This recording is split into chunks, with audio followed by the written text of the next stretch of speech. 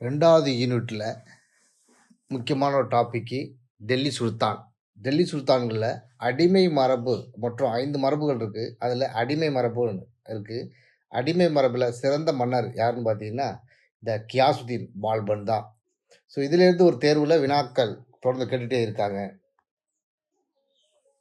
டெல்லி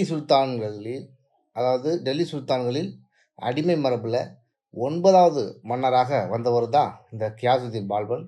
இவருடைய இயற்பெயர் என்னன்னு பார்த்தீங்கன்னா பகாவுதீன் தான் இவருடைய இயற்பெயர். இவர் இல்துத்மிஷால் ஏற்படுத்தப்பட்ட 43 குழுவில் ஒரு முக்கிய நபராக இருந்தவர் தான் இந்த பால்பன். இந்த பால்பன் தன்னை கடவுளின் நிழல் என்று தன்னை கூறிக்கொண்டார். அது மட்டும் இல்லாமல் பாரசீக முறையான பைப்போஸ் என்ற முறையை அறிமுகப்படுத்துறது இவர் தான். அப்படின்னா என்ன அர்த்தம்? பைப்போஸ்னா என்ன அர்த்தம்னு பார்த்தீங்கன்னா காலை முத்தமிட்டு வணங்கும் முறை. சுல்தான் வந்து என்ன பண்ணும்? காலை தொட்டு முத்தமிட்டு தான் போகணும். இதுதான் அந்த முறை, அந்த வணங்குற முறை அப்படின்னு சொல்லியிருக்காரு. அதை அறிமுகப்படுத்தியிருக்கிறாரு. அவர் வந்து அனைத்து சாதிகளையும் கொண்ட 2 லட்சம் பேர் கொண்ட இராணுவத்தை இவர் உருவாக்கியிருந்தார். அனைத்து சாதிகளையும் கொண்ட 2 லட்சம் பேர் கொண்ட இராணுவத்தை இவர் உருவாக்கியிருந்தார். இந்த கொஸ்டினும் தொடர்ந்து தேர்வில் கேட்டுக்கிட்டு இருக்காங்க.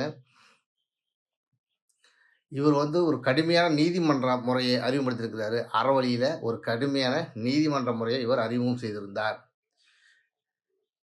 ஜியாவுதீன் பரணியின் கூற்றுப்படி பால்பனின் ஆட்சி அனைத்து நல்ல அரசாங்கத்திற்கும் அடிப்படையான ஆளும் அதிகாரத்தின் பயத்தை நிறுவுவதாக இருந்தது. அவர் சுல்தான் கடவுள் நிழல் என்று தன்னை கூறிக்கொண்டார். நீதிமன்றத்தை ஒழுக்கத்தை அறிமுகப்படுத்தினார்.